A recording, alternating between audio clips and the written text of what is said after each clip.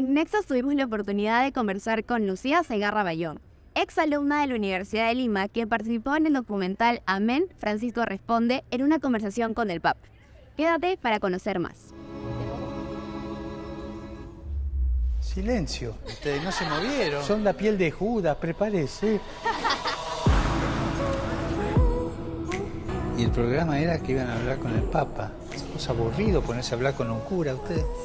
Hemos entendido que este documental ha sido grabado, como tú bien dices, allá en Roma, y has tenido la oportunidad de compartir con 9 jóvenes de distintas partes del mundo, ¿no? ¿Cómo ha sido esta experiencia de poder compartir con ellos vivencias, ideas? ¿Cómo ha sido para ti esta experiencia? A mí me encantó. Personalmente me gustó mucho porque, al menos con la mayoría de estas personas, pues hubo un intercambio y una conexión muy honestas, fue muy bonito, personas con corazones muy lindos. De hecho, eso fue lo que más me gustó de toda la experiencia, ¿no? Conocer a la mayoría de esas personas, con quienes ahorita todavía sigo teniendo contacto. Claro. Y tú haces una afirmación también dentro de este documental, que es la formación religiosa está basada un poco en el abuso psicológico. ¿Tú crees que el poner esta afirmación a la mesa de forma pública es una manera de visibilizar de repente estos problemas que se encuentran dentro de la iglesia, o cómo lo consideras tú?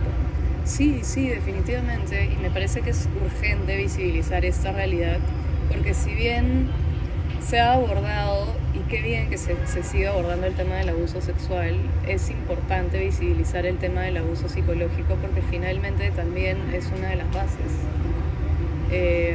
No digo que en todos los casos, pero en muchos casos es necesario trabajar a la persona, manipularla, anularla, para que luego sea más difícil que la persona denuncie o atraviese el tema del abuso sexual. ¿Crees que los jóvenes de hoy en día, para ellos la religión sigue siendo importante, o de repente la fe se puede encontrar en otros espacios? En los espacios en los que yo me desenvuelvo, creo que la mayoría de personas vive una espiritualidad que yo considero más honesta, ¿no? Que no está tanto en la forma como se ha propuesto muchas veces dentro del catolicismo, o cuando yo era parte del movimiento laical incluso de esta congregación a la que yo pertenecí. Entonces sí creo que hay cabida para no tanto la religión, ¿no? Sino la vivencia espiritual afuera de distintos modos. ¿Cómo crees que la iglesia podría llegar a un acuerdo con la sociedad para, en temas sobre todo tan controversiales que se tocaron dentro de este documental, cómo crees que se pueda llegar a un acuerdo? La verdad es que no creo que se pueda lograr eso. ¿Por qué? Porque para lograr, digamos, un tema conciliatorio, habría que hacer una reparación de la deuda histórica que tiene la iglesia con la sociedad. Para eso, el primer paso es reconocer la verdad. Y si es que una persona reconoce la verdad y pide perdón, es para no repetir los abusos. Y yo no creo que la iglesia esté ahora, ni ha estado nunca, en lugar de hacer eso, ¿no? Y de ofrecer reparaciones a las personas a las que ha violentado, que no solamente son personas que hemos entrado a la vida religiosa, sino que son poblaciones marginalizadas, poblaciones empobrecidas, poblaciones en situación de vulnerabilidad, incluida la comunidad LGTBI, y pues mucha gente más. Son muy poquitos en realidad los que tienen esta suerte de poder hablar con el Santo Padre, comentarle algunas de sus dudas, preguntarles cosas. ¿Y qué te llevas del Papa Francisco en cuanto de repente a su personalidad, franqueza, su vibra o atención? ¿Qué es lo que más resaltas del Papa? A mí me pareció una persona muy simpática, muy simpática. De hecho, eso lo he también como dicho en muchas entrevistas.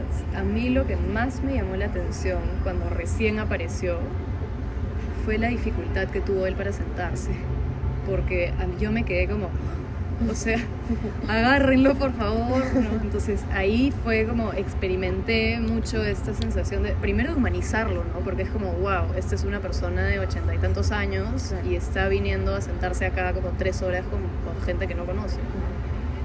Entonces, eso por un lado, y por otro lado, sí, increíble también, una locura el acento argentino. me pareció súper gracioso. Él también un sentido del humor como muy agradable, lo cual denota también pues su inteligencia, ¿no? Es una persona muy inteligente y elocuente, por supuesto.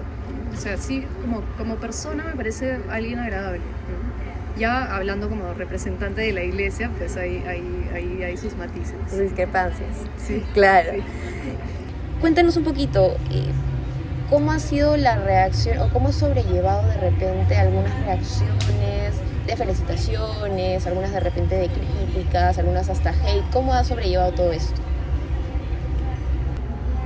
Creo que un poco que también ya estaba preparada, ¿no?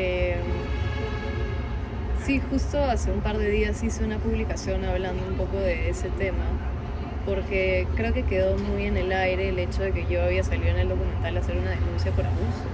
O sea, lo central de mi experiencia ahí fue eso. Y claro, recibí mensajes en los que muchas personas me felicitaban, había gente que también había vivido abuso del mismo tipo o de otros tipos que me agradecían y claro, también gente que se tomaba la libertad de darme explicaciones sin que yo las pida, o de darme consejos sin que yo los pida, o de insultarme. Había gente que también me mandaba al infierno. Y yo creo que este es un tema que es muy importante reconocer, que las personas se proyectan a sí mismas en los comentarios. No tiene nada que ver conmigo, tiene que ver con lo que esas personas tienen adentro. Y yo estoy despertando heridas que esas personas no han podido sanar, ¿no? O sea, el hecho de que yo viva la posibilidad hace que se vean de frente con que ellos no lo han hecho. Entonces, en vez de hacerse cargo de eso, lo que prefieren es irse en contra de mí. Muchísimas gracias, Lucía. Gracias a ustedes.